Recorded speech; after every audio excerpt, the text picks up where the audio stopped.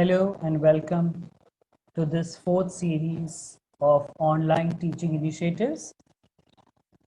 This is the fourth webinar that is being organized by Open Forum for Principals for educators from and outside Mumbai.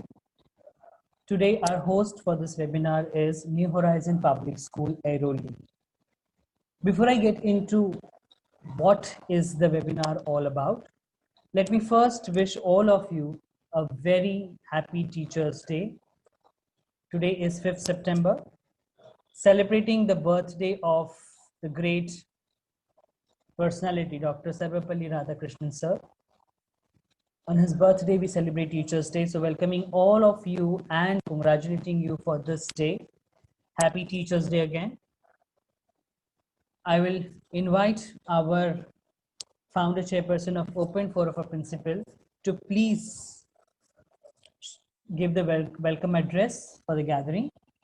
But before that, let me give a little background as to what is the purpose of today's series that we have.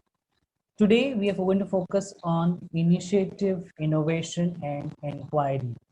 If you see, the inquiry in the context is more to do with the simple connotation of asking whether we are able to know what is national education policy, whether we are able to understand what it implies, how does it going to impact our performances, whether it is going to really benefit the students, is what is the focus going to be. Under this online teaching initiative, this is the second webinar that we're having on national education policy. And I'm very proud to have great panelists with us for this online panel discussion. This panel discussion will be followed by a special, exciting and interesting activity by our very own Mrs. Revati Srivasan ma'am, who is also the Chief Convener India of Open Forum for Principals. I once again invite Dr. Tushar Guha sir, the Chairman and founder of Open Forum for Principals. He is also the founder of Nityanjali Group. Dr. Guha is very well known to all of us, and it would be nice to have a welcome address from him, helping us understand and take this webinar forward. Over to you, sir. Thank you. To all of us, everyone in today's platform, we are all educators. So let us pat ourselves that we are doing yeoman service to society. You know, I have been delivering a lot of motivational lectures throughout the country for the corporate world, for the health workers, for education, parents and all that. But somewhere where you are calling the health people are the warriors of pandemic, but we are the warriors of pandemic because we are keeping the other side, you know, compact, spirited, and that is where we all come in. Under this topic that of online initiative, we had started this out because OAP's primary principle is of sharing knowledge. And that is what exactly we are doing, because all of us know that we have been brilliant teachers, but in classroom situations. Online teaching is absolutely different. And each one of us had to get groomed. We had to get groomed. I remember the first online teaching thing I had said that you know where we are supposed to look as a teacher. We are not supposed to look at the screen, but we are supposed to look at the camera. Because now me as a performing artist, I know if you look at the camera, then the audience feels that you're looking at them. But if you look at the audience, then they feel your eyes are closed.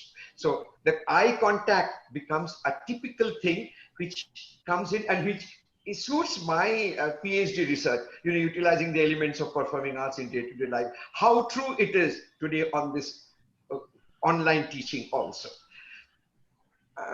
We have a full-fledged committee, those of you who do not know much about OFP.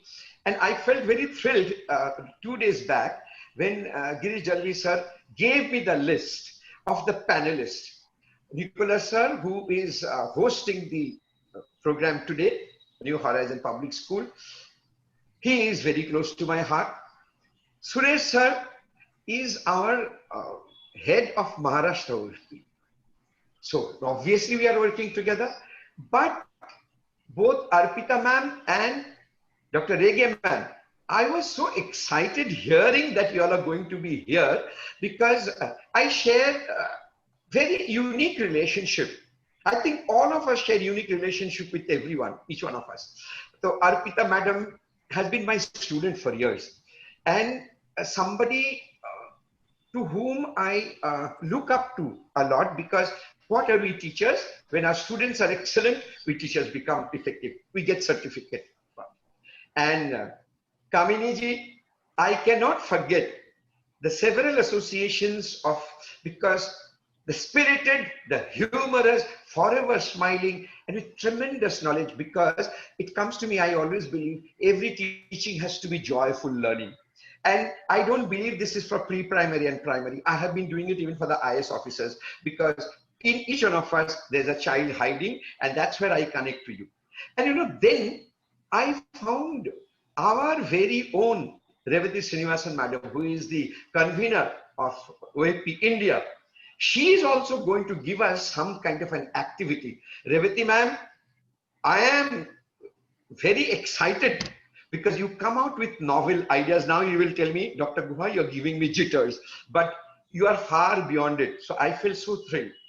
Then I find Lata ma'am, who is a committee member, is also anchoring today's program along with Girish sir. Then I find Deepa Desai madam, who is another committee member, is giving the vote of thanks today. So I said, oh my God, I'm finding the whole family today present, because usually it always happens that everybody cannot be together. It's not that, but we get some engagement. And today webinars are happening per day, at least 15. So somewhere we have to keep on attending, and therefore we miss out on all. So this is a rare occasion where we are almost the entire OFP is present. So I felt very, very excited, and I knew today being a special day because it's a Teachers' Day. I think all of us, right from 8:30 in the morning, we have always, all of us have been very, very occupied. In the morning today, I mean, Ajit Balan sir is here. In his school, I was the guest speaker to the teachers. And I had a beautiful session with them. And naturally, each one of us had. And after that, still we are, look, the kind of energy each one of us had exuded. Whole day, and majority of your ladies, mind you. So you have cooked and you have done your BJP. What is BJP? Bartan Jharu Pocha. You have done all that. And you have looked after your families, and those of you that are having children, unke online classes, everything you did, yet you are here, and that too in your glamorous presentation. Each one of you is giving me so much of thrill. Every lady, my God, how wonderfully fashionable you are. And we men are also no less. We are also equally equipped. Why have I spoken about that? Because today is our day. Today is our pride. And thank you that all of us have got together, and I welcome each one of us. I'm saying us because we are not this side or that side. We are always one side. Our batting, cricket also happens not with one team only. There is no question of an opposition team because we are just one. So thank you that we have come together. It proves my OFP as the platform where we all come together to share whatever little we have, and each one of us getting enriched, whatever little others have into whatever little we have, we join them. Thank you so much and welcome. We shall have a very, very lively panel discussion. And as I said, Revati ma'am's surprise, because she always have a number of things hidden under her pallu, under her achal. So that's going to be unfolded gradually. So thank you so much and most welcome. Let's begin. Thank you so much, sir. That was a wonderful start. As sir rightly said, yes, OFP is meant for bringing the leaders together because we believe in the shower principle, where if the leader is ready, the institution is ready to take on new challenges and new innovations. Moving ahead, before getting into the panel discussion, I will once again request Dr. Nicholas Kuria sir to also address the gathering as the host school and welcome everybody for the webinar. Dr. Nicholas Kuria sir. Sir, you have to unmute yourself. Nicholas, sir, you have to unmute yourself. Good evening, everyone, all the management gurus, educators, and teachers. There's a small line in the scripture. This is the day the Lord has made. Let us be glad and rejoice. So when we rejoice, we spread happiness. Being educators and being teachers and management gurus, our primary duty is to enjoy what we do and spread happiness. That is where students learn. That is where students learn and enjoy our company. When they enjoy our company, learning automatically takes place. I was really overwhelmed to listen to the words of Dr. Tushar Guha, the way he took out each and every name. So it is, I'm not in a position to take each and every name now. Credit goes to you, Tushar sir. I think you remember each and every name. That shows that each and every person is close to your heart. And that is what each and every teacher has to do, because the moment teacher knows the names of the students, students feel engaged in the class and they feel belonging to the class. Otherwise, they feel away from the class. So this is what you have made all of us to feel part of the group. So on behalf of New Horizon Public School, Airoli, Navi Mumbai, I welcome each and every one of you for this wonderful webinar with wonderful and learned gurus, educators, and teachers. I also would like to wish each and every one of you a very, very happy Teachers' Day. May God bless your professions and all your aspirations and dreams come true. Let your children become wonderful citizens of this country and shine in life as you also shine in life. Thank you so much. God bless you all. Thank you, sir. It was wonderful. Yes, today is the day again to begin a new journey. Every year, this day is supposed to be marked as a day to begin something interesting in life. Taking forward, let me now move on to our main task, that is the panel discussion. Of course, we have a beautiful activity later, which our Chief Convener India, Madam Revati Srinivasan ma'am, will be taking up. For that, of course, you all need to have a paper and a pen or a pencil to participate and enjoy the game. So keep it ready, handy. So the moment we start with her game later, we are all there to play it and not just watch it. Let me give a premise of what are we going to talk about in today's panel discussion before we move on to our panel members. We're basically going to focus on the National Education Policy 2020. The aim of the policy is about engagement, productivity, and contribution as able citizens. This is what we are looking from our students. But what is it that we get in return as a society, as a nation? So the nation is looking at building equitable, inclusive, and plural society. That is the whole objective. It seems to be a very vast subject, but definitely without engagement, without productivity, and without individual contribution, I guess that cannot be possible.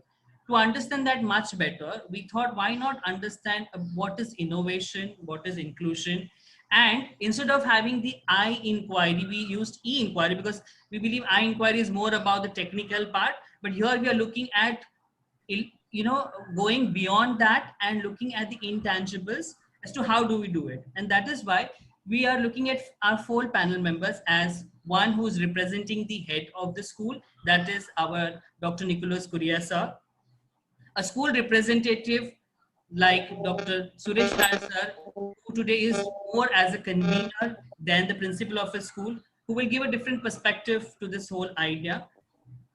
And we have Dr. Kamini Rege ma'am, who will be talking on behalf of higher education as a facilitator. Of course, her experience goes wider beyond the higher education. She works with number of associations across India and abroad to take up pre-primary education also extensively, because she believes we need to start from there. But today we will be looking at how she looks as a higher education facilitator. And of course, when our children go out, it's very important that they are the right product for the industry that the industry is looking for. And that is why we requested Dr.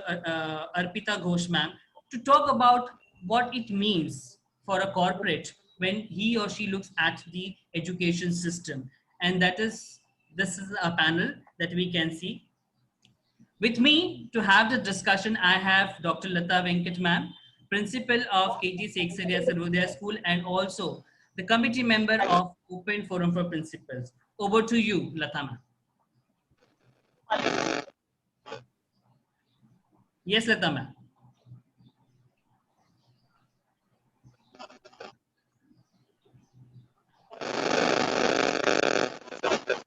Is Lata ma'am? Yeah, unmute yourself, Lata ma'am. Yeah, 1 second. Yes, Yeah. yes. Good evening, everyone. Wish you all a very happy Teachers' Day once again. Indeed, a pleasure to spare some time on this auspicious day with educators from various fields and, of course, our very own Dr. Tushar Guha. Starting with the panel discussion, as Girish sir has already given you an insight, it will be more connected to the National Education Policy. I proceed with my first question to Dr. Suresh Nair. Dr. Suresh Nair has been representing schools of KP West as the chief convener for many years now. Sir, there have been challenges, opportunities, and initiatives that you have been carrying along with your group and have been working upon them successfully all these years. Post the pandemic and after the NEP 2020, my question to you would be, have you as the convener been able to bring your group together and work? Please do share with us some of the independent, innovative ideas your ward came up with pre and post COVID. Over to you, Suresh, sir. Good evening, all of you. First of all, I wish all of you a very, very happy Teachers' Day. And I'm thankful to OFP, though I am part of it, Dr. Tushar Guha, and of course the host principal for giving me an opportunity to talk today. First of all, as Girish sir said, that we are talking about mainly aiming about the National Education Policy 2020. We used to say that the education is aiming to produce future citizens of tomorrow.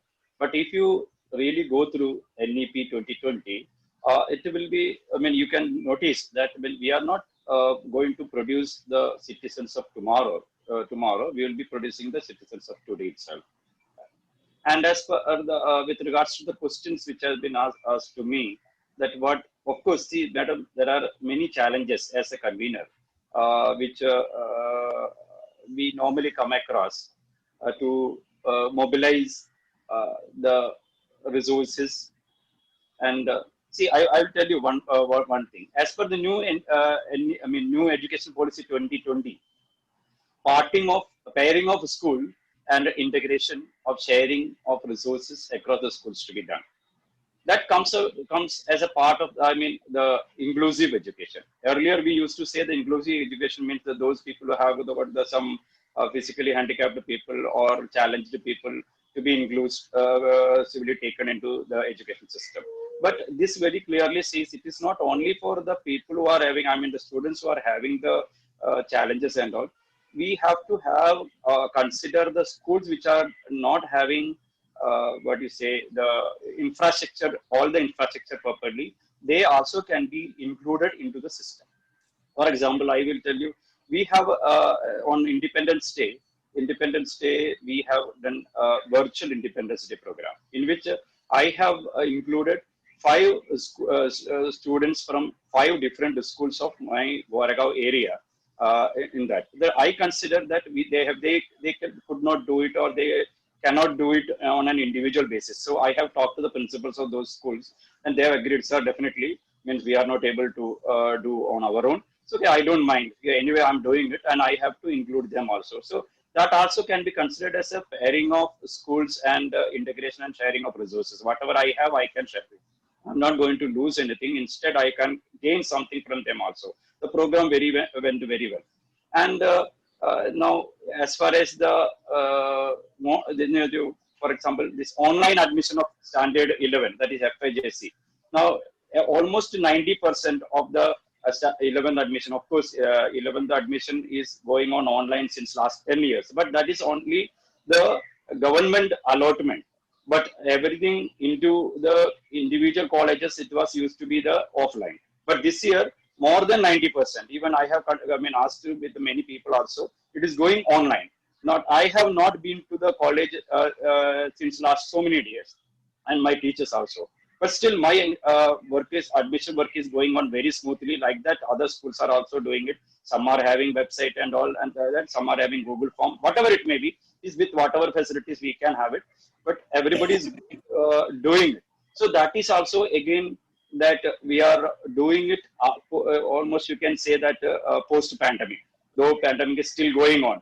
Even post pandemic also we will be, according to me, this condition has to be there for even for some more years also will come, or the years to come. We will have to conduct this online process only of the many of the classes also, lectures also, etc.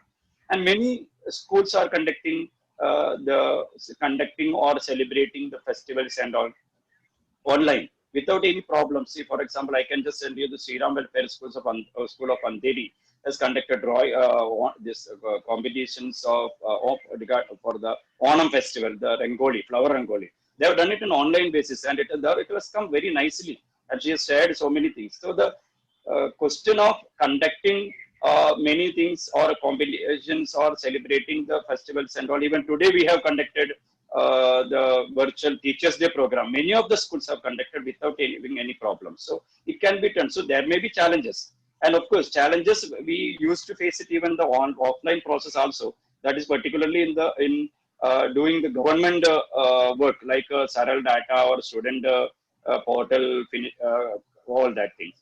But that has also become, because earlier we used to do everything in the school itself. Nowadays the teachers are doing it from their home. So there is not a big problem, can be done, everything can be done. And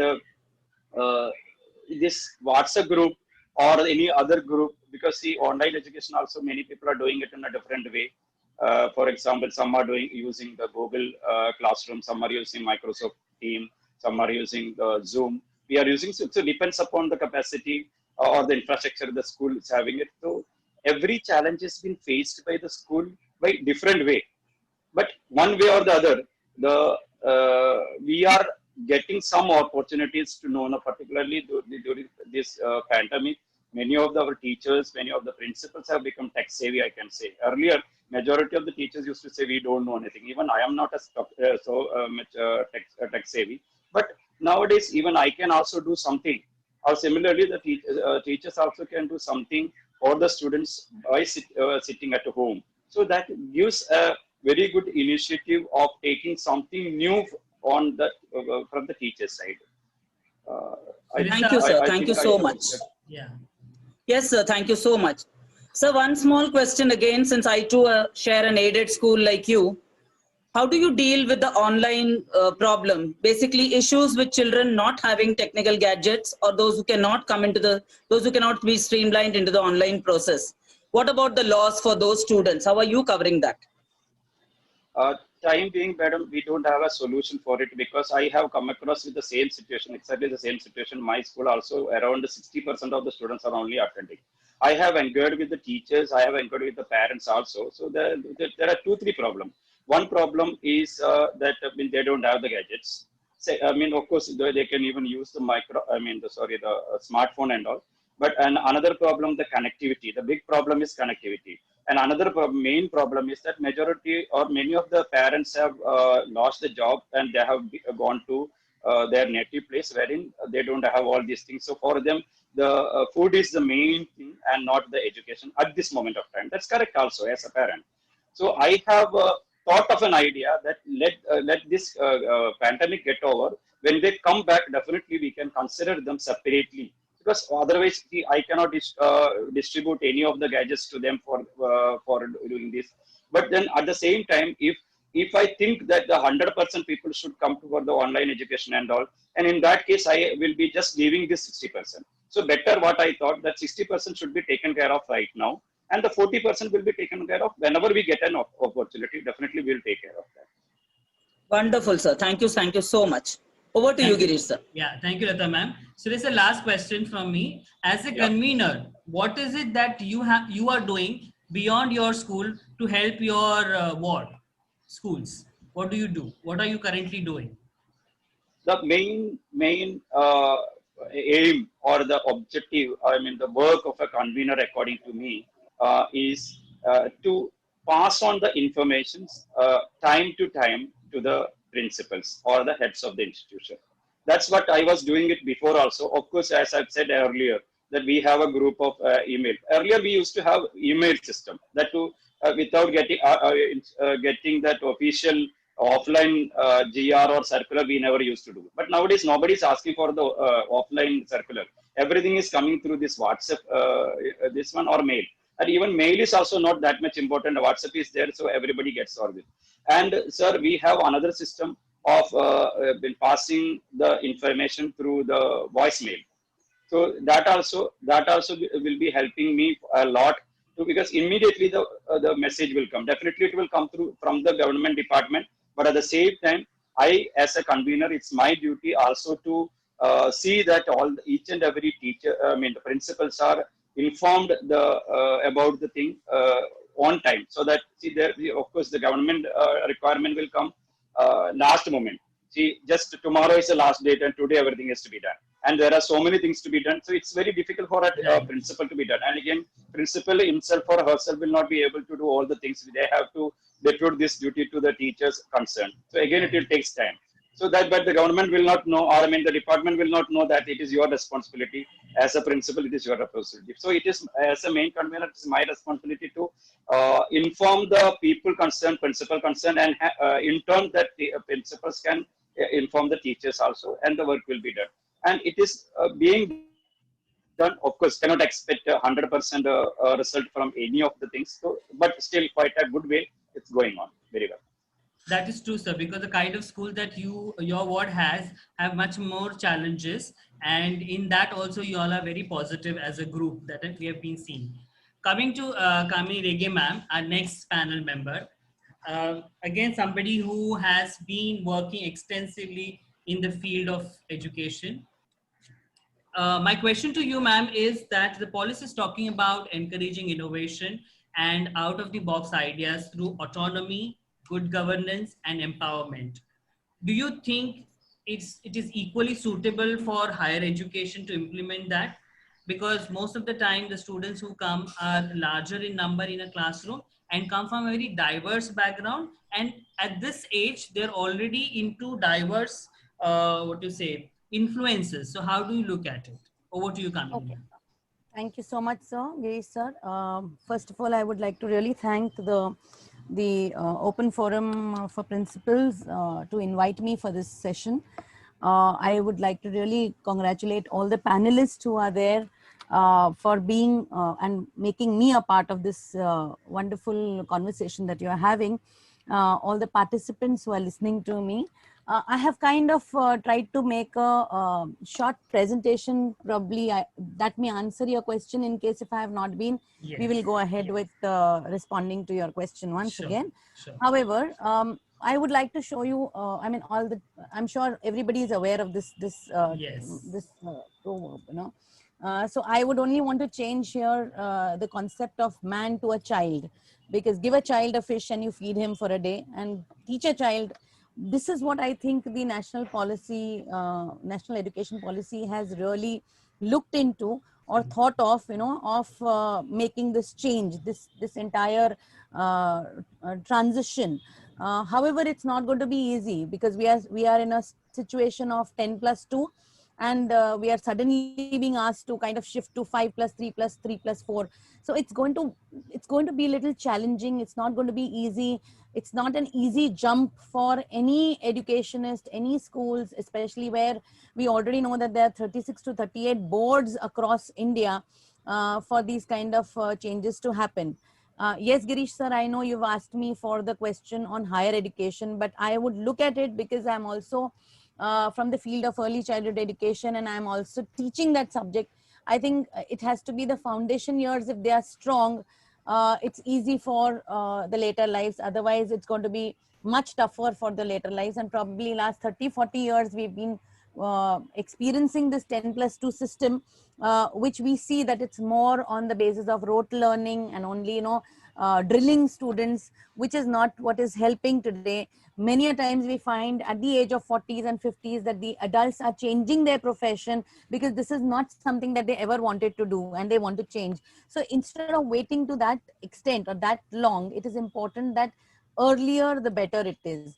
Very importantly, I must say that I'm very happy with the national education policy, because they have considered the foundational years as the first 5 years, where these 5 years are inclusive of pre-primary education, or what we call it as early childhood years.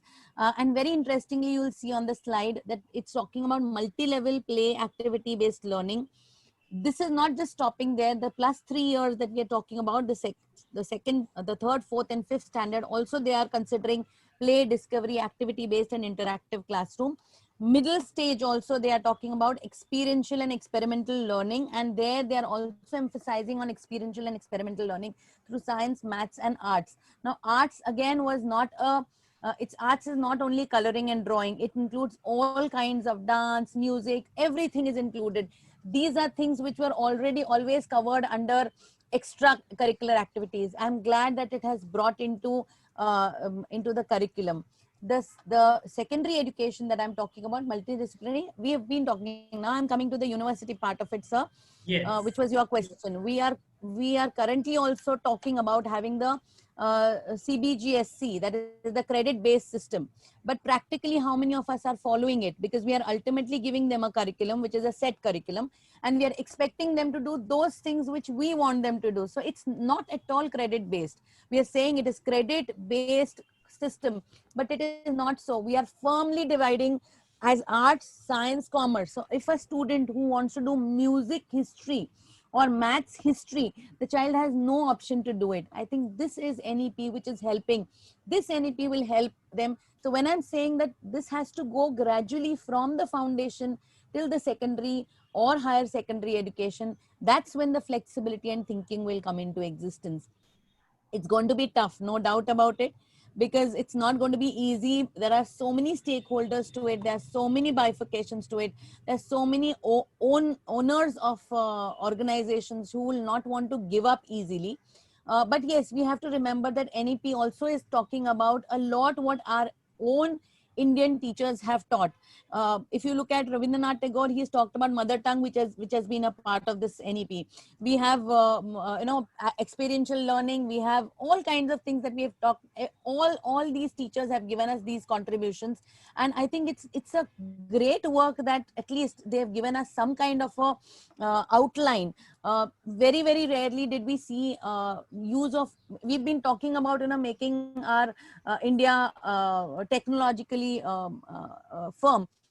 But again, COVID has also taught us a lot in terms of use of technology. At one point in time where we used to tell students, don't use your mobile and phones in class. Now we are telling them, please use them. So it's a trend that is changing. It's a need of the hour. I would only say that NEP, the National Education Policy, is a roadmap, sir. It's only a sketch that the educationists who have really sat and worked on it have given us a framework. It is up to us how we are going to, we here means the stakeholders who are going to color it, paint it and make it beautifully, so that frame becomes a lifetime exposure to people. And that lifetime exposure, that frame is going to be our children. Each child is going to be the frame, and that's what I think the NEP has given us the idea about it. So now from rote learning, they are also talking about learning, which was missing, because it was only a class teacher who would share. So it was teacher initiated. Probably NEP is giving us the child initiated aspect, which is again very important. I feel it's a torch.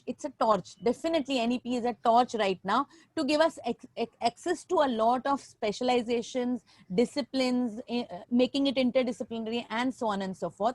However, these transformations will take its own challenge. Yes, the teachers, the parents, the adults, the students, everybody will have to go through a change, and it's not going to be easy because challenges are going to be there.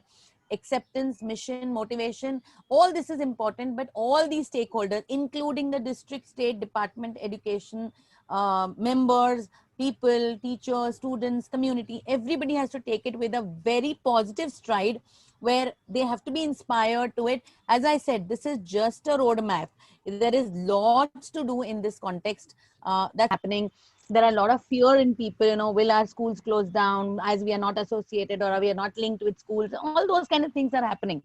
So it's not going to be an overnight shift. But what I see is by 2025, things will start moving in this practical position where layer by layer things will change. It's not going to be a complete change because it's not practically possible for the entire infrastructure and the teacher training and everything. It will be otherwise like COVID situation, which we had in the first 3 months. We do not want to go into it. If we want really a good framework, we've taken 40 years to continue with this system. So if this system also has to grow out, then it's important that we have to seep in slowly and the right methods have to be taken. We will have to also do a lot of research on those areas where we see that what are the shortfalls at that point in time, so that those can be rectified there and then, rather than waiting for another 40 years and coming up with another national education policy. The fact that national education policy came into existence was that there was some error in the education system. Otherwise, nobody would have thought. But now that we have come up with this, and this is one important, beautiful draft that we have, let's make the most of these, taking it layer wise rather than making the whole thing as a disrupted. This is what my opinion is, and I'm sure all the educationists will also think from that perspective, that we can't just uproot anything and start afresh. I can see a lot of senior educators here nodding along with you. So, which means the change is going to happen very well, actually. And I really liked the way you emphasized on, even if you are representing the higher education, but it has to start from the bottom level, at the beginning level, and the early childhood is the answer. And I think you will be one of the proud members because you have been fighting for it to get that kind of recognition and acceptance in the education policy, and today it has got. So congratulations to all your energies that you have given into it. Thank you so much. Before we move on to our next speaker, panel member, we'll have a short break. And that break is not going to be that we are again going to log out and log in, but we are actually going to have an exercise, a game, an activity, which is going to be, which I also don't know what it is, but I'm sure it is going to be exciting because it has been innovated, as the subject says, today in the morning, and been processed through a self-inquiry by our esteemed faculty and developed. So please be ready with your pens and your paper, and we will have our expert helping us understand and play that activity. So without much ado, let me tell you who she is and what she's going to do, not going to do, just who she is, and pass it on to her. That is our lovely Devti Srinivasan ma'am, who is the director of Srimati Sulochana Devi Singhania Group of Schools and our chief convener for Open for Principals. But more than that, a very, very honest educator. Over to you, Devti ma'am. Thank you so much, Girish. I think it's always so wonderful to get back to OFP, getting to meet good friends, and that's what is really important. Thank you very much, Dr. Tushar Guha, and let me begin by saying a very, very happy Teachers' Day to all of you. We are what we are because we believe in what we are doing. That's what it is. So therefore, to each one of us, I think this Teachers' Day is very special. It's special in ways more than one. First of all, I think we have deviated from the usual ways of celebrating our Teachers' Day. There has been no pot lunches or lunches outside. There has been no physical meetings. There has been no dance and drama presented by the children face to face. We had it all online. And yet, at the end of the day, we are also well dressed, and all of us coming back, just like Dr. Guha said, bright and sprightly. And I was racking my brain this morning, wondering, what do I do? One, it is remote. And so I'm not sure how much of an activity or a game I can do. And I really thought, let me do an activity that connects to the topic that we are having for the day. And it is also about an activity for inquiry. So I thought, why not take all of us through the same process? This time, 5 months through, whatever challenges that we faced, we rose above it. We've drawn a curve. There's been a curve that we have drawn for ourselves with all the kind of challenges that we faced. Our priorities have changed. We are not thinking in terms of spending money. We're looking at the basic necessities. If I were to see, everything has changed. The way we are perceiving life has changed. The way we are perceiving workplace has changed. We are working from our homes now. Okay, so everything is so new. But what it is for a teacher, and I'm coming back to each one of you as a teacher. They say it is what it is, but it will be what you make of it. And I think that's what it is. We have all made education together. We have made it active, playful, joyful, and above everything, very meaningful in the last 5 months. Not just for our children, but for ourselves. So I always think that we have tried in all these 5 months, and this is my tribute to every teacher and the teaching fraternity as a whole, that when we try to bring the best version of ourselves and present it to the world, you inspire others to present the best version of themselves. And that is how we've all had the best version of ourselves. So today, I know many of us are far more experienced than I would be talking to a group of teachers. So I'm here talking to a lot of educationists, and that's how I'd like to put it. Some of you would be having 10 years plus, some 20 years plus, and some 30 years plus of experience. But do we spend our time with ourselves? So I'm going to make you do that exercise of trying to spend time with yourself. I will request you to shut your eyes for a minute. When I finish my conversation, I'll ask you to open your eyes. So I'm going to take you back to your college and beyond. Let's walk together to see the beautiful life that we all led and continue to lead, of course. And just think about the moments that you've had in choosing your career. What made you become a teacher? You can keep the thoughts in your mind, and if you think you can't, then you can write it down, but otherwise you can keep the thoughts in your mind.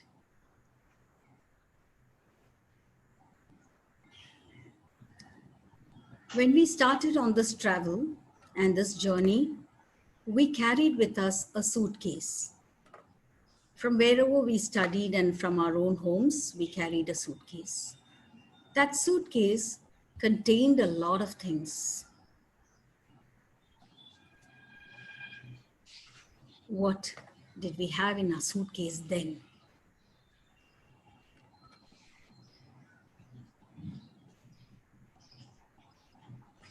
And as we kept year after year that we moved on, we added something more in our suitcases. And that was the luggage that you actually brought on. Again, years passed by, you grew not just in your age, but also in your experience and the experiences that you had as an educationist. Imagine you're still carrying the suitcase. What did you leave behind? If you have to load new things, you had to unload something. What did you unload from your suitcase?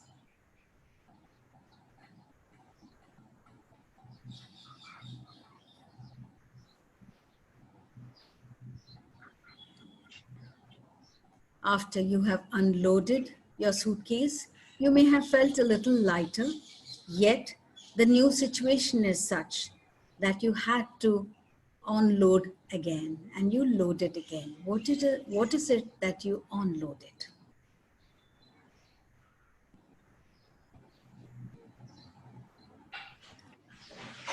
Now, where do you think you're going? What is your destination?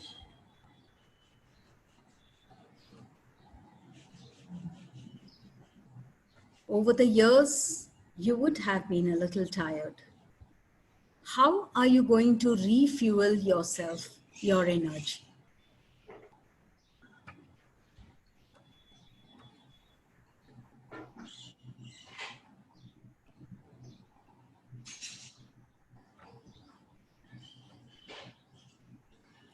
How do you feel now?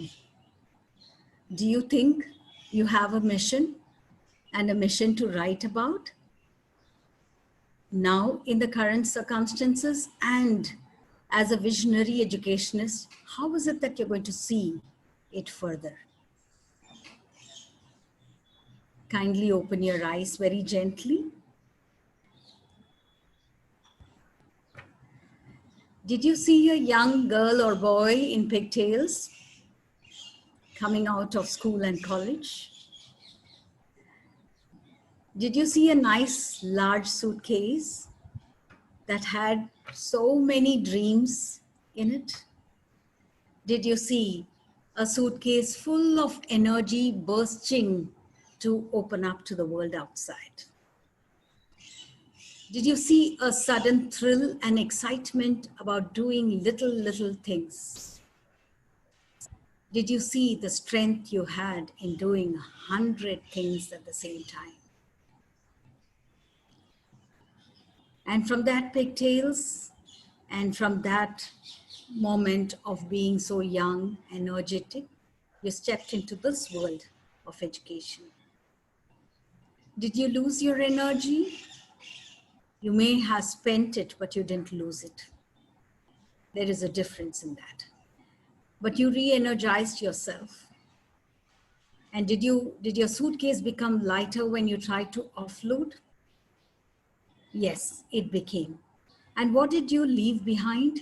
What did you offload? You offloaded your old mindset of what teaching is. You offloaded your assumptions that children are like this, education is like this board is like this, and everything. Okay?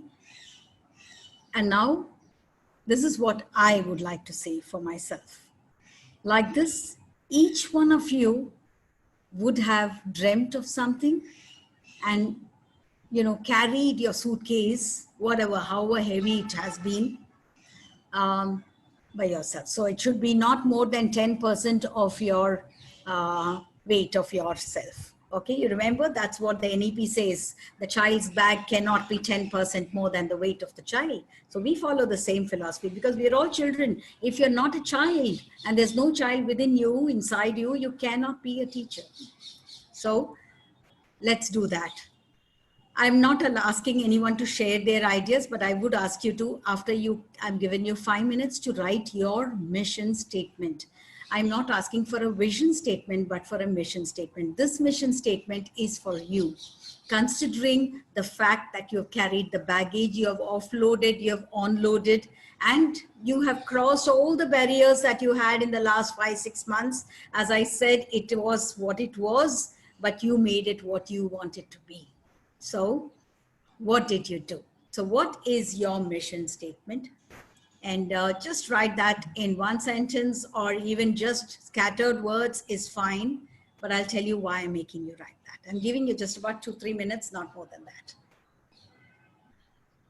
You can all type it in the chat box also.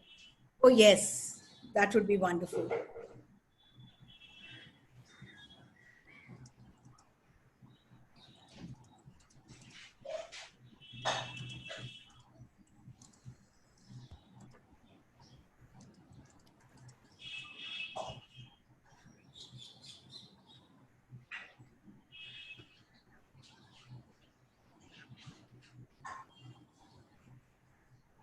I got the first one from Girish, but I won't read it out right now so that it doesn't influence others' thoughts.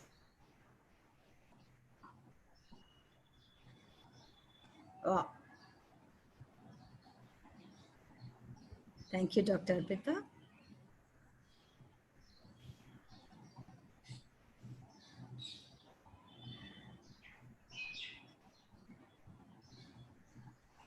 Thank you, Rekha ma'am.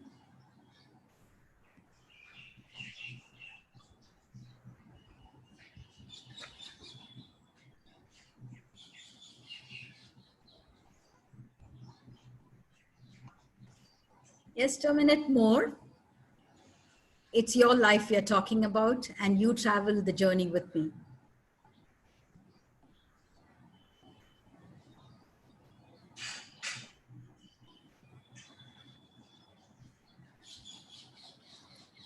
Thank you, Lata ma'am.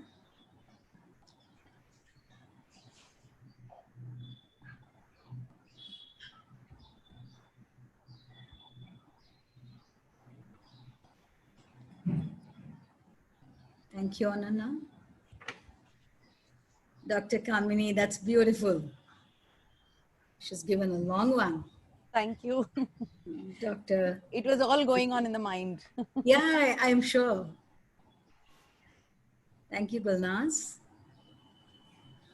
Thank you, Seema. I don't know, I am not savvy, I can't type. So I want to tell you that be happy, contented and peaceful. Yes. Thank you. Wonderful. Thank It you. is all.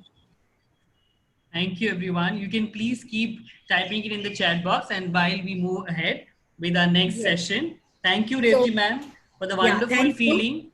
Yeah, you were saying something. Girish, I just want to wind up on this note. Sure, please. Ma'am. What you have typed out as your mission is what is your purpose in life.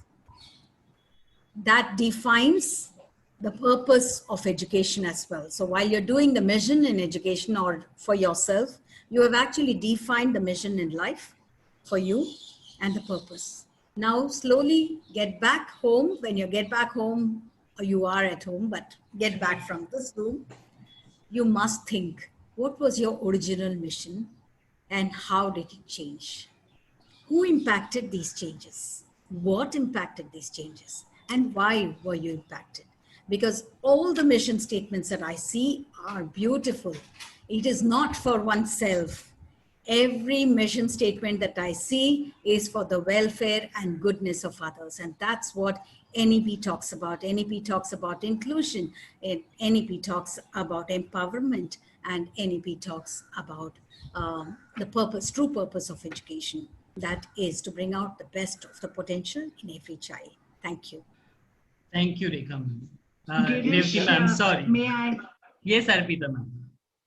No, I mean, since we were with this activity, and I thought before we really wind up, if I can, few lines that I've written, I would just like to sing it out. I think for all of us over here, this is. Yes. So, and especially since I know Sir appreciates art so much. Yes. So, okay, I'm going to sing it out. We are educators by profession. Oh, teaching is our passion. Oh, creating a future generation who's confident, responsible, and resilient. Thank you. Thank you, Thank Arpita you. ma'am. Beautiful. Wonderful. Girish sir, am I permitted to make 2 points Yes, for the yes, previous yes. discussions? Then just very quickly, one about NEP. As Dr. Rege was saying, there is another side to NEP that the government has planned that all our students will not have to go to the other countries to join the foreign universities. It is planned that India is going to have campuses of these foreign universities. And the most beautiful part is, because I'm involved in that, that there will be a buffer system arranged where a team of people are being selected. I'm in consultation with this Rajya Sabha member, where the Indian values and the Indian teaching methods that have come, we will be there'll be a group of people who will be balancing as a buffer system with this foreign universities and Indian education system plus Indian culture. This is one part I wanted to share because I have been interacting. I thought it's a beautiful forum for all of us to know. The other point I wanted to make is about Suresh sir and Lata ma'am, as they said, is how do we, with the 40% of students who do not have the access in Assam, Bengal, Bihar, Orissa, even in Kerala, there are those who are absolutely below the line, where there is midday meals. What the teachers have been doing is they've been joining with the midday meals and giving the parents questions, and the parents are taking it, and then parents are bringing back those answer papers, which the teachers are again correcting. So this is another method they have, this is another process they have started, where this technicalities, it's beyond them. The children and the parents can't even afford a mobile, or the Wi-Fi things are not there. This is another process that is happening, because I'm constantly interacting with this kind of people as to how the teachers are continuing to impart lessons. Maybe it is in a limited manner, and I really appreciated Suresh sir's approach that the 40% we shall take special care of them after the 6 months or after 8 months. Thank you. So that's all. Thank you, sir. Sir, Before we move sir, on one to second. our, yeah. No, Tushar sir, exactly like what is happening in Kerala or Tamil Nadu. I mean, if our government also does the the online teaching through TV, then Yeah. I think almost every small house also has got TV, so it can be done without any absolutely. break in the system. True. But that has to be taken care of by the government, not from our side. Absolutely. But Suresh sir, Doordarshan is already having a time slot. No, sir, only Marathi medium. Sir, only Marathi medium. Okay. No, I get your point. Consider everybody has to be. When we consider everybody should be taken care of. Multilingual, that's what you're talking about. Yes, what yes, he yes, also yes, talks. yes. Yes, I got your point. But that may Thank you. be practically a lot of difficulties will come, because each school will have their own approach of teaching, each teacher. So those are issues. Anyway, Yes. let's see. Okay. So Thank when you, Revsi ma'am was doing this exercise and she told us to unload certain things and only keep it 10%, my only cautionary statement to this is that we all will be unloading it as per our weight. Let's take into account our students also and pass it on as per their weight, the weight that we want to transfer as teachers, and not the weight that we already have, the 10% of our weight. So that's what it's on a lighter side. I'm just sharing it. Moving on to you, Lata ma'am. Thank you, Girish sir. Yes. Let's move on with our panel discussion. Arpita ji, the next on the line is you. We look at you as someone who helps young adults fill the gap they have between learning and application, be it the tangible or intangible gaps. Why do you think these gaps are there, and will implementing life skills in school prepare them better with minimum gaps? Over to you, ma'am. Well, thank you very much for having me here. And yes, talking about the missing link. In fact, education, if you look at success for that matter, it's not just about academics. It's about our entire personality. It's about the skills that we learn. And given the current situation we are in, these things are coming up more in the open, that we have to now be aware of learning these skills.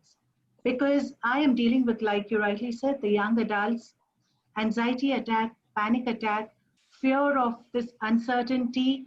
It is so much in them, and this is what gets translated in their confidence when they are actually sitting in front for an interview.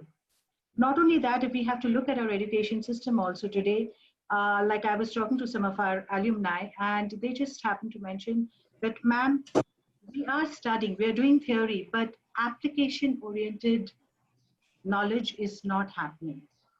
So we need to look into these areas and bridge the gap, because that is again another complaint which is coming from the corporates too, that we are not getting job ready candidates.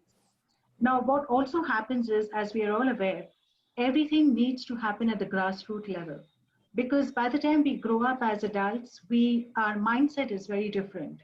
To change the mindset, it's not so easy. So if we start incorporating certain life skills, because values, life skills, these have to come in during our growing years.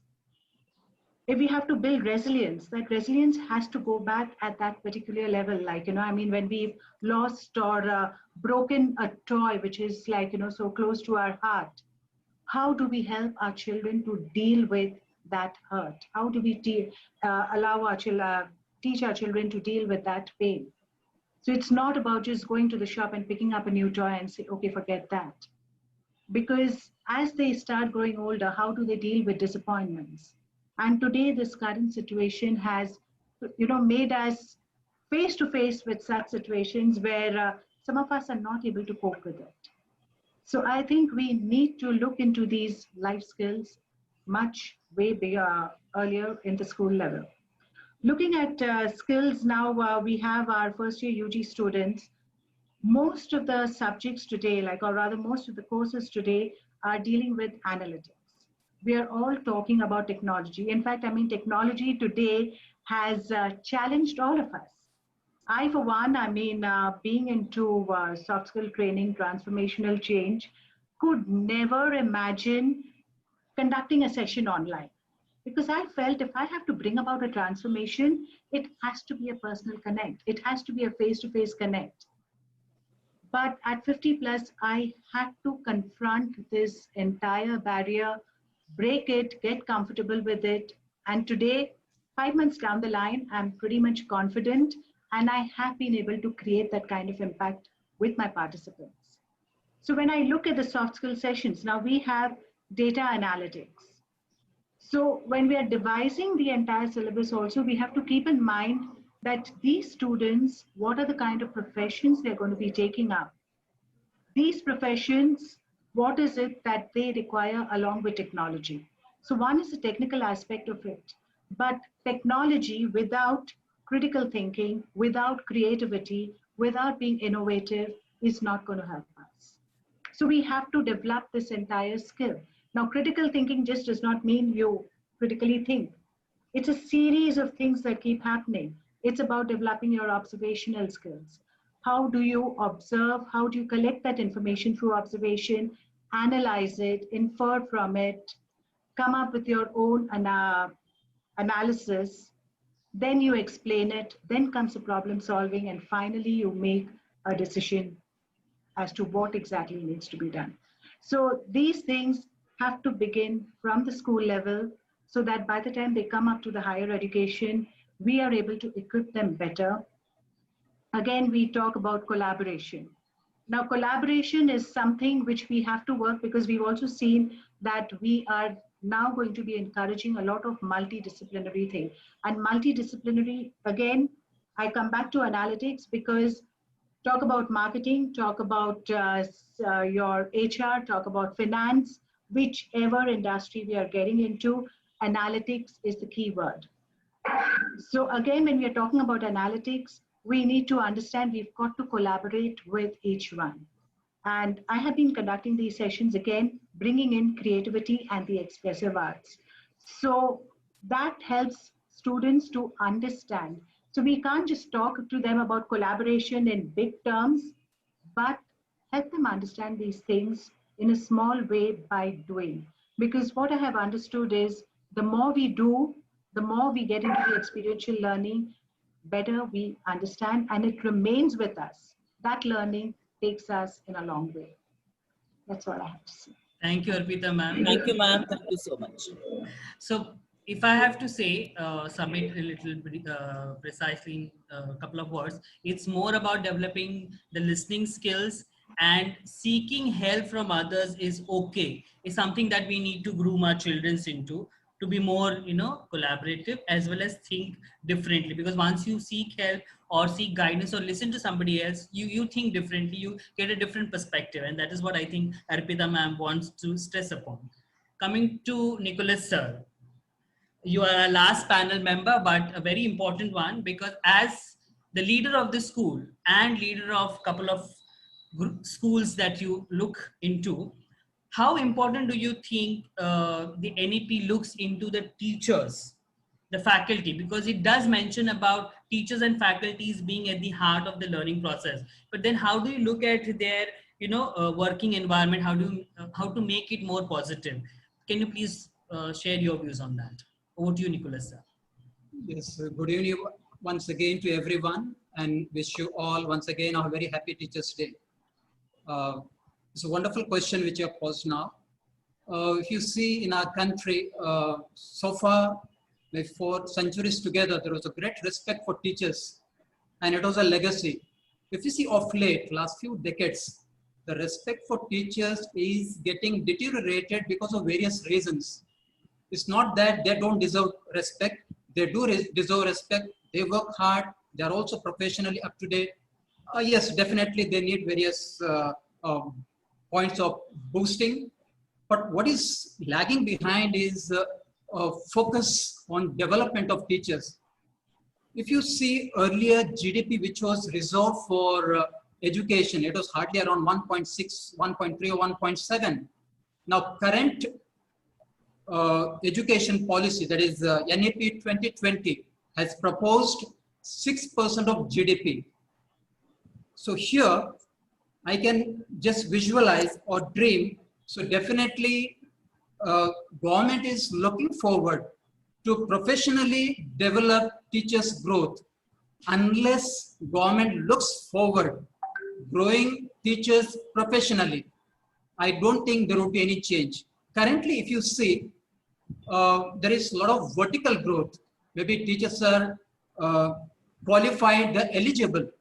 But when it comes to classroom teaching, when it comes to imparting, maybe transacting the instructions in the classroom, that is where they lag behind. The problem there is because our focus was on developing that vertical qualification, like we need to do B.Ed, we need to do D.Ed or M.Ed, thereafter we need to do M.Phil or PhD, we need to have higher degrees. That is important.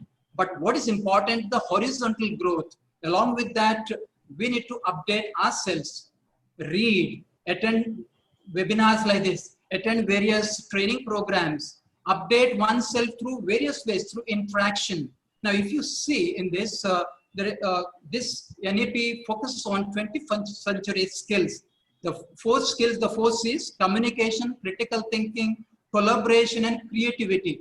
So this is focused so much, does not mean that earlier NCF 2005 or earlier policies did not stress on this, but NEP 2020 specifically emphasizes on this. That means they are very clear now. A teacher's development, professional development should be different and it should be focused.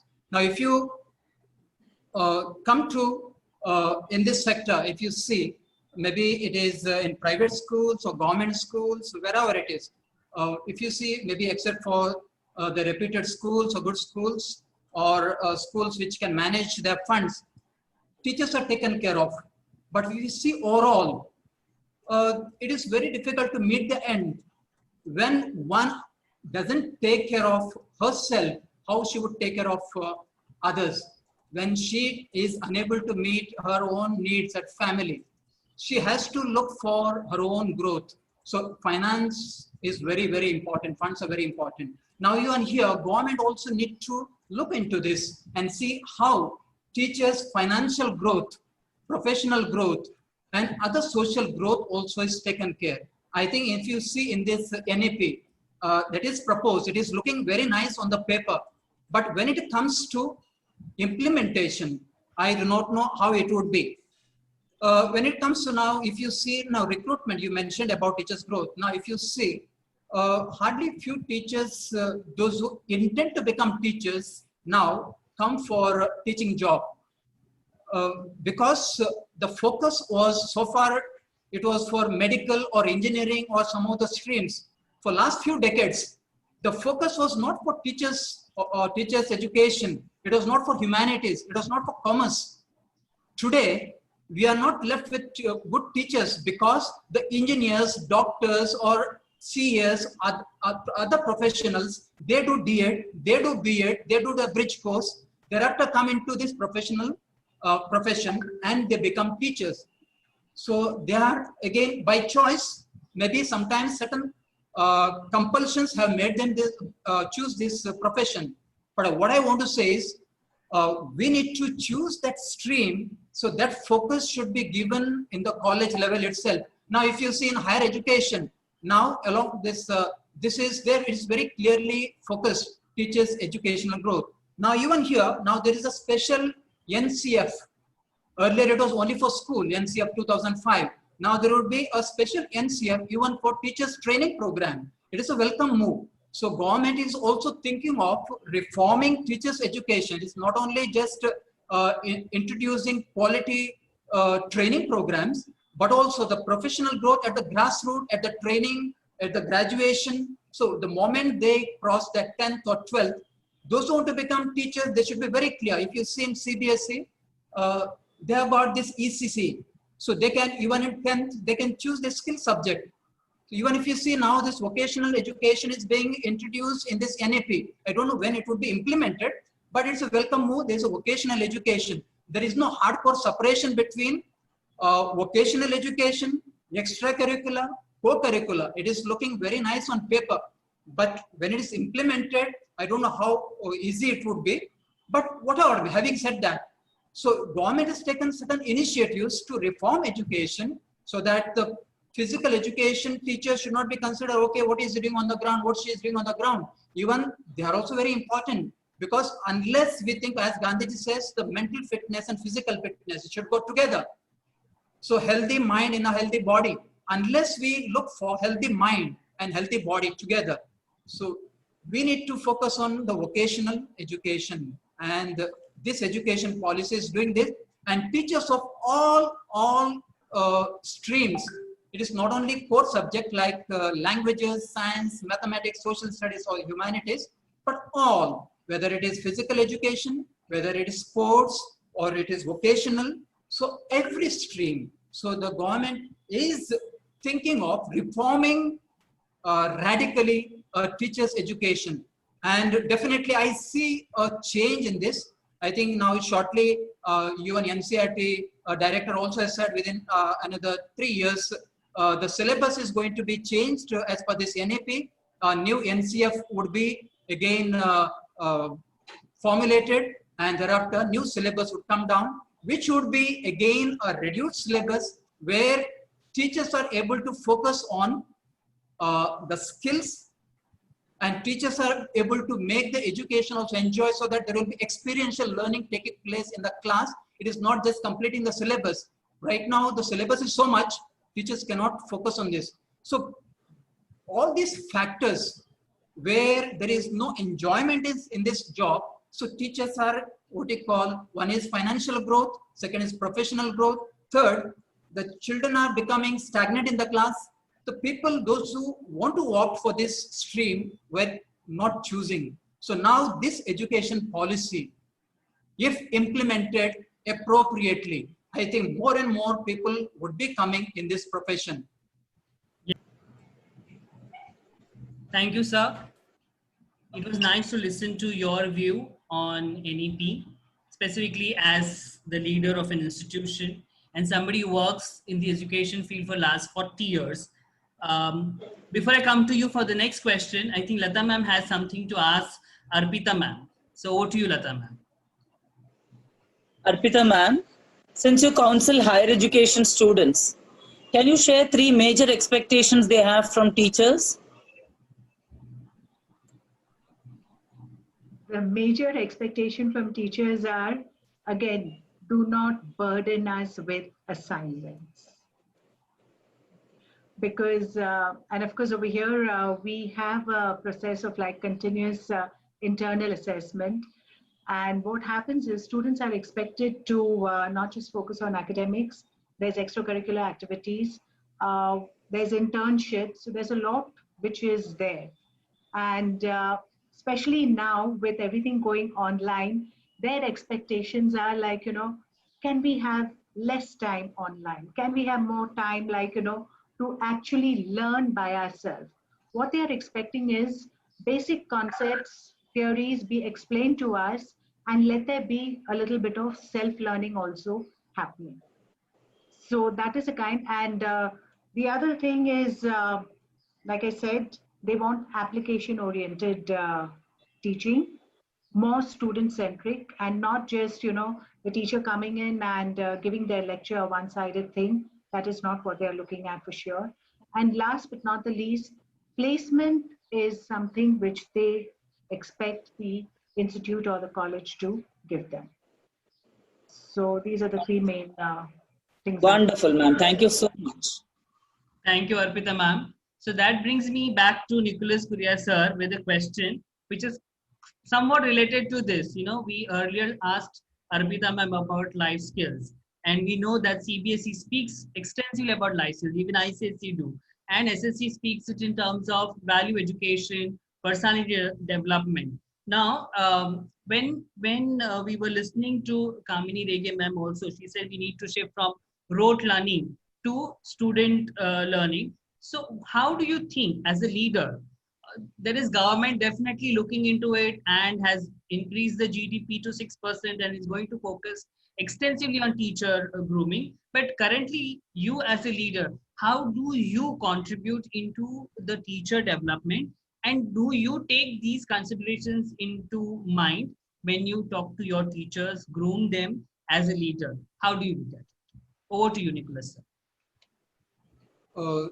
As I said in the previous questions, teachers' development is very important, and every institution, it is very important to focus on teachers' growth. If I see in my school, so definitely it is also not something new. It's also here also is very, very important. Now, what we do in the teachers' growth, now here, what is important is keeping the teachers tuned and make them enjoy what they do. It's very, very easy to say, we make them enjoy what they do. So what is important is giving them regular motivational, what you call incentives. Incentives do not come always in the form of kindness. So incentives can be small little incentives. Maybe when they do a small work, we appreciate, as Dr. Tushar Guha always says, that gratitude. When we express whatever they do, maybe when we show that happiness, appreciate that, so they feel great. And when they go back to your class, definitely that is getting translated into the happiness, and that happiness is transferred to the children, and they make children also, they also appreciate children, what they do. Now, if as a leader, I don't appreciate their work, maybe I reprimand, maybe may not reprimand, I do not show any sign of appreciation. So teacher definitely will be disappointed. So for a day or two, maybe sometime for a week, he or she would think why that work is not appreciated. They've done so much. Now what has gone wrong? Now teacher is going to think and break her or his head on that. So it is very important for school leaders to think teachers' growth in various ways. It is not only financial growth, not only in kind. These incentives always need not be, it will come through money. These incentives, there are hundreds of incentives, maybe more than 90% of the things would come, what you call, with value, not with money. So as leader, we need to facilitate each and everyone. We understand sometimes as human beings, we lose temper. Maybe sometimes we might express our displeasure. Maybe sometimes it may not be the way it is expected. It goes because we are all human beings. But having said that, something goes wrong, maybe thereafter I call that person, maybe the teacher. When I say, okay, this is what was done, this is what I said, now teacher will feel nice. Otherwise, she is going to take that burden at home. Now from school, if this person is taking that burden home, again, I'm transferring that burden at home. So now again, it is going to affect their professional growth. Now, these small little values are very important. So we need to understand as leaders. So many times, because as principals or directors, we are all busy in the admin work. We forget, maybe sometimes when they come, they want to express something because we do not look at their face or we do not try to understand because we are busy in our work. Because emotionally or maybe emotionally we get blocked because we are looking into our paper, thinking of our own work. That is where things go wrong. As principal, we need to take care of administration. It's very important. Without administration, school cannot run or institution cannot run. In the meantime, we need to take care of the etiquettes, soft skills, and the emotional growth of students and the teacher. Emotional growth of students can take place better by taking care of teachers' emotional growth in the institution. As it is said again, that when you get into that the 21st century skills like critical thinking and communication, moving of information, collecting information is very important. Now, what is this critical thinking? Now, if I go back to my own childhood, when I went to the riverside, my father did not give me some what you call lifeguard or something. He just pushed me in the water. I didn't know what has to be done. I learned how to swim. A life skill was learned gradually. Then you said, okay, this can be, then I had to just, not in deep water, shallow water. So later on, we learned how to swim. I remember another experience, since I come from coastal area, there are a lot of coconut trees. My father made me to climb a small coconut tree, kept a ladder, and he removed the ladder. I had to come down without a ladder. So it was very difficult. I looked down, I cried, I'm going to fall down. He said, nothing is going to happen, I'm here. Again, I cried, I'm going to fall down. Maybe I was in 4th or 5th at that time. He said, nothing is going to happen, I'm there. Even if you fall, I'll catch you. So I was confident. So that confidence building, hand holding was done. Now in today's education, this is missing. So today, when you speak about creativity, it is all taken over by technology. Technology has killed creativity. Now, I didn't know what was snow when I was in grade 1 or 2. I didn't know what was that ice. I had to imagine. I didn't know what was that autumn season, what was winter, because in coastal, the winter is very, very, very, we don't have that. It's always, it is like summer season, always we sweat. So there we have to imagine, there was creativity. Now this is missing today. Today everything is there, you can view, you visualize, and we say creativity. Now creativity should come out of the box. We create everything from within the existing. But earlier times, creativity was so much. So this is the disadvantage of technology. Technology has killed creativity. In the meantime, there are advantages. I don't blame technology. There are so many advantages. Technology is helping professionally go ahead, creative persons or artists, all others. Now even teachers for that matter. Now when we introduce technology in our school as a leader, so there are changes. So initially there used to be a lot of reluctance. Now teachers are taken for granted. Okay, change is going to be there. It's not that difficult, so we can do this. Even now, during this lockdown, during this pandemic, suddenly in the last week of March, when this online teaching was introduced, teachers were blank what we had to do. Maybe few of them knew only how to operate their basic computers. Now suddenly they had to handle all this. So we had training programs, there was hand-holding, there was guidance, a lot of webinars were conducted, and over a period of time, so when they, I think on the first class, when they went in the class, they were very, very reluctant because someone was watching them.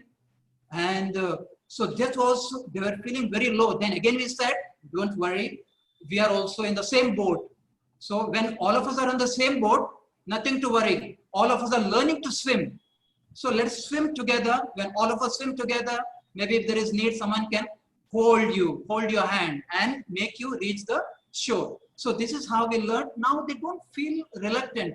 The changes are accepted easily. Yes, there can be certain reluctance for any change, but overall, teachers accept that change easily. So as a leader, what is important for me is I need to make things simple, not complicated or sophisticated.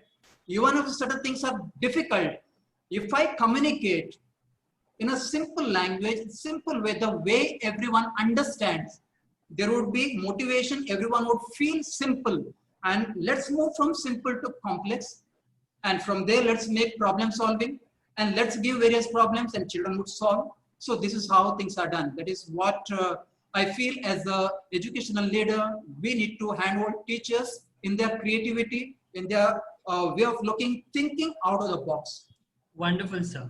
You know, one more thing I realized when you said about teachers coping with this technology challenge, I think the reason that they could cope up so quickly because they are used to these eventualities as a child. They were not getting everything easily. Technology was not so much at their tender age to get all the answers at a click of a button. I think that's why they could cope up with this challenge very quickly. I could actually see Kamini Rege ma'am having a lot of expressions when both Arpita ma'am and Nicholas sir were speaking. So I'm sure you have a point or two. Yeah, just one or two points. Yes, I know, yes, please do. Definitely. I was anyways going to ask you to excuse I could see that. Yes.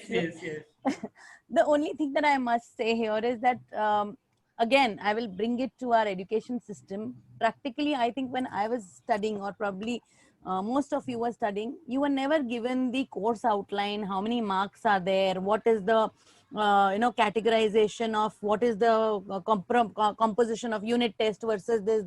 We were studying because we wanted to study. That was the aim. And this is what used to happen when I was doing my training also, whether it was teacher training or whatever, I was never given that this work you are doing for this many marks. Today, the generation is only working for marks. So practically we are preparing them for the end result. So what they are doing is they are actually reducing certain things. अच्छा, ये अगर हमने omit कर दिया तो ये minus इतना problem नहीं होगा. वो omit कर दिया. So practically they are not wanting to gain everything and learn things. It's okay. They may be difficult. There may be some simple, some very simple things, but that's not how the division is. Right now, the context is that मुझे pass होना है तो मुझे कितना पढ़ना है. This is what and that's the mindset of the individual. So therefore, they don't want to change. And easy way out is anyways, phone पे answer मिल जाता है, mobile पे answer मिल जाता है. If I'm not writing also today in the class, I know my mother will take it from somebody on the WhatsApp. एक दो print out ले लेंगे, हो गया मेरा answer ready. This is the disadvantage which we have created for our own students, whether it is parents, whether it is teacher, whether it is whatever. Third important point I want to mention here is that a lot of workload of teacher is going in vain, because if I have 40 students, if I have 40 notebooks to correct for every batch of student, maybe 5th standard, 6th standard, 7th standard, I'm sitting and only correcting those things. I don't know whether it's becoming a robotic thing. Where do I have the chance and time for creativity, thinking, bringing about these challenges? My whole concern is that right now, probably, when we don't have any direct unit test or things like that, now the teachers are thinking really wide. I will just share one example here. One of the teacher of one of the schools, I'm not going to name the school, but she asked, sir, ये जो ऊपर hover होते हैं ना लोग check करने के लिए कि what is it called? I'm forgetting the name. Those हाँ. The automatic see वो लोग drone. One of the teacher happened to say that to the principal, sir, can I not have a drone? He said, for what?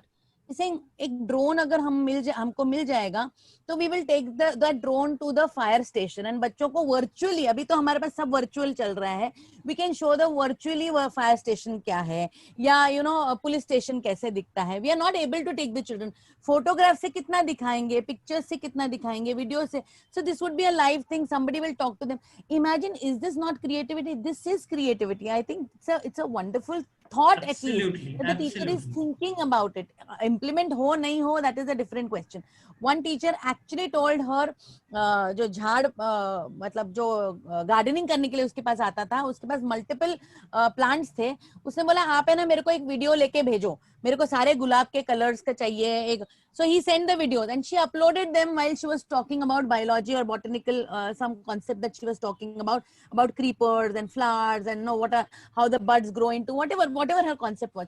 This is what is creativity. I am only looking at it in every era, whether it's technology or non-technology. I think it is important. जब हम block हो जाते हैं तो हम सोचना शुरू कर देते हैं. जब easily मिलना शुरू हो जाता है तो हम नहीं सोचते हैं. Absolutely. That's what I feel. Not the right way. Girish sir, I just want to add one point, if I could.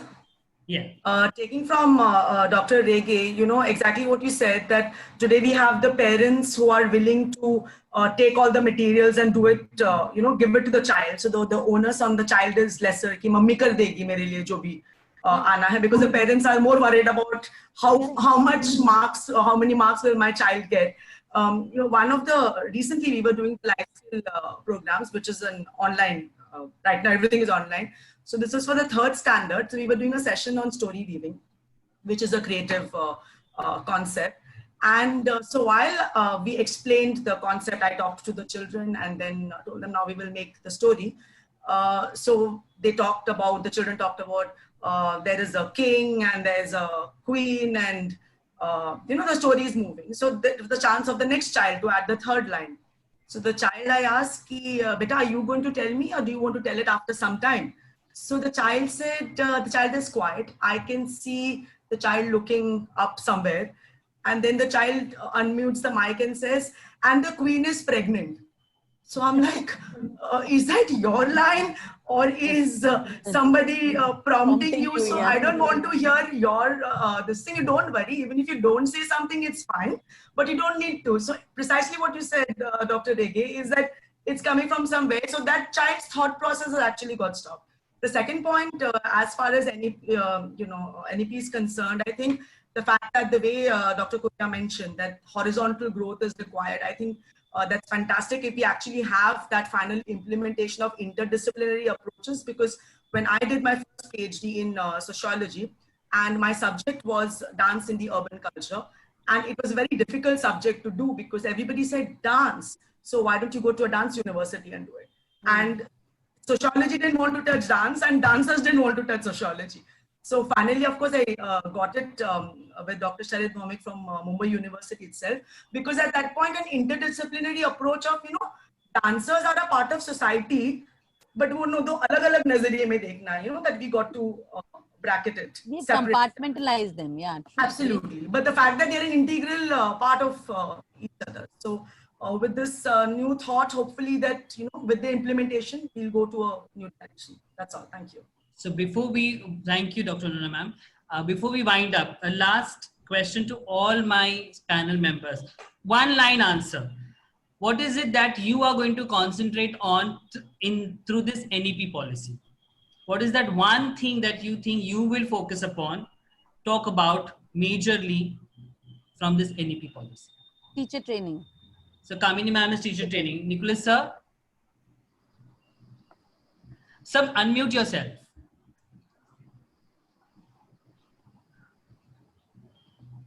Yes, sir. So it's definitely classroom transaction and teachers training. Okay. Arpita ma'am. Me, I will still stand by empowering individuals, whether teacher or student, and touching lives. Thank you. Thank you. So I think Suresh sir has got disconnected anyway. But with this, we come to our panel discussion. But I will urge everyone to please drop in their own point of view on this NEP policy. What is that one thing that they wish that they want to take it forward extensively? They feel it needs to be focused upon, and that will be a good read for all of us when we are able to share this video as well as the chat that we will have. So please drop in. Meanwhile, I request our committee member, Madam Deepa Desai, to please give the vote of thanks. Over to you, Deepa.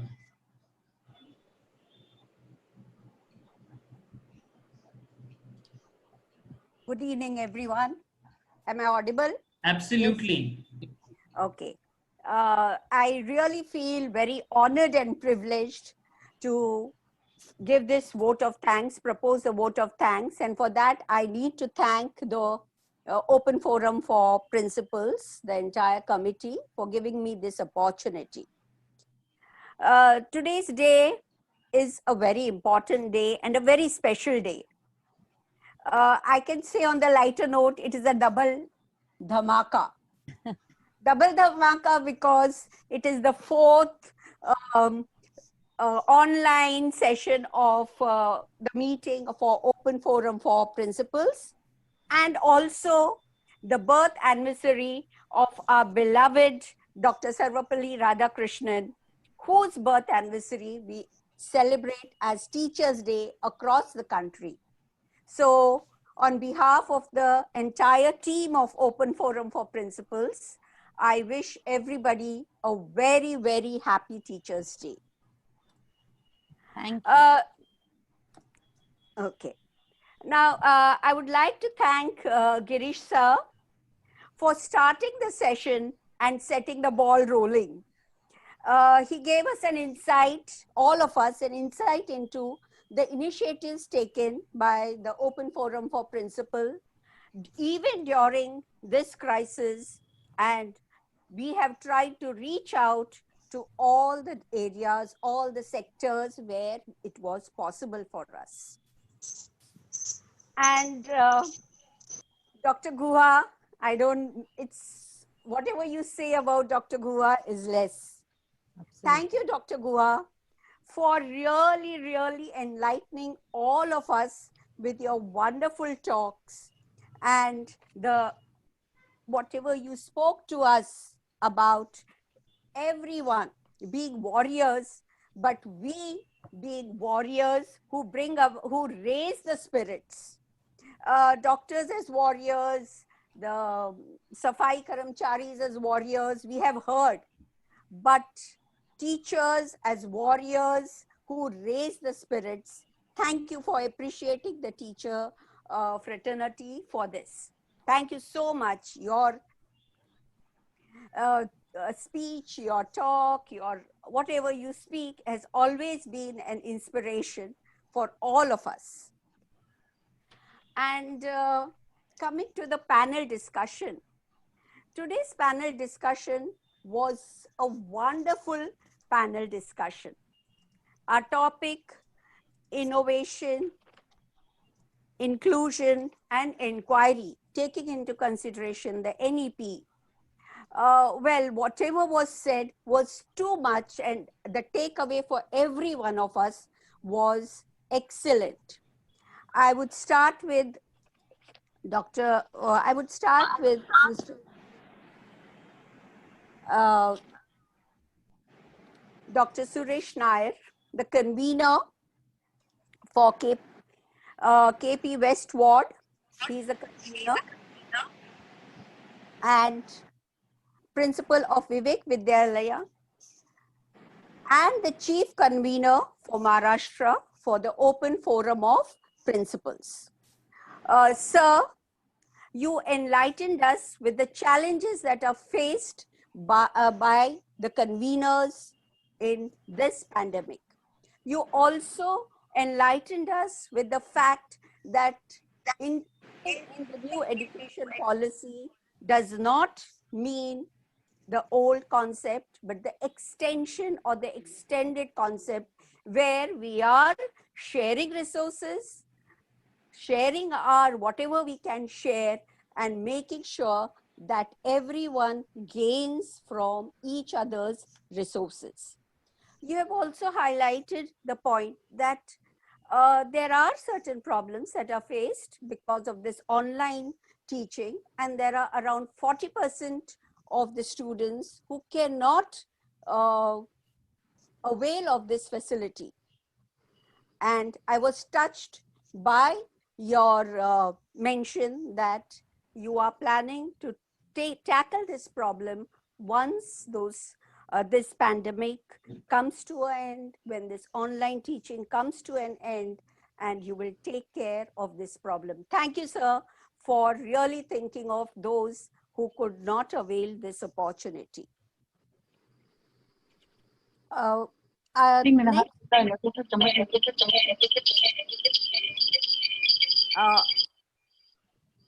Thank you.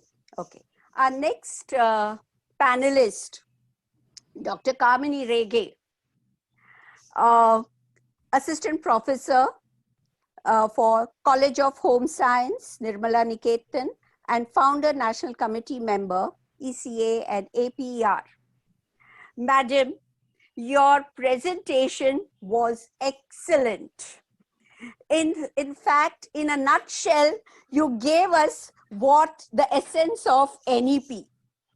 And I was also impressed, wherein being a facilitator for higher education, you laid emphasis on basics, the foundation. You put across, you stressed that a foundation has to be very, very strong. Very rightly said, without a strong foundation, we cannot have a strong building. Thank you so much for bringing this. I also was very much touched upon wherein you said that the burden of the teaching load, I wouldn't say burden, the teaching load of teachers was like a hurdle. You gave that as, you enlightened us with that. It was actually a hurdle, because now in the present situation, we see that teachers are becoming more creative. They really think of ways and means of seeing to it that they can get across to their students in the best possible way. So we need to work on something wherein the workload of the teachers is minimized. Thank you so much, madam, for your insight. Our next panelist, Ms. Arpita Ghosh. You counselor, Christ University and corporate trader. The university is deemed to be a university. Okay. Madam, your focus was basically you laid focus on life skills, which at Rityanjali also we lay focus on soft skills, because it is these soft skills that help a person to deal with any adversity that comes in his or her life. Thank you for your inputs on this particular topic. You really have enlightened all of us here that how it is the life skills that can make or break a person. Thank you, madams. Thank you for your inputs. Our next panelist and the host of this this wonderful session would not be possible unless you would have hosted this. First and foremost, let me thank you for hosting this meet, sir, you and your team, and making it possible to have such wonderful session. And this grand meeting would never have been possible without your hosting it. Thank you so much for that. Again, sir, you also focused on teacher development. Your emphasis on not only vertical development of the teachers, but horizontal development is very, very important. You mentioned that it is very important, and you rightly mentioned people with high qualifications at times are not really very good teachers unless and until they are exposed to various training programs and professional growth. Thank you, sir, for your input on this particular aspect. Revati ma'am, I think she has got disconnected. Revati ma'am took us back in time without a time machine. She took us back in time, and we went through our journey backwards, and she gave us a focus, a vision, a mission to think about.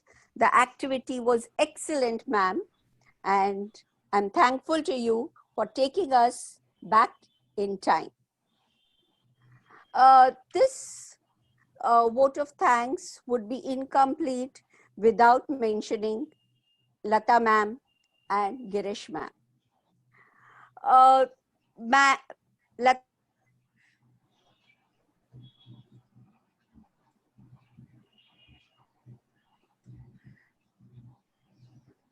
I think ma'am's this got frozen video, so I continue from there. So thank you, Lata ma'am, for co-hosting with me the panel discussion at such a short notice, and I also extend my thanks to Deepa Desai ma'am for giving the vote of thanks. Once again, wishing all of you a very happy Teachers' Day.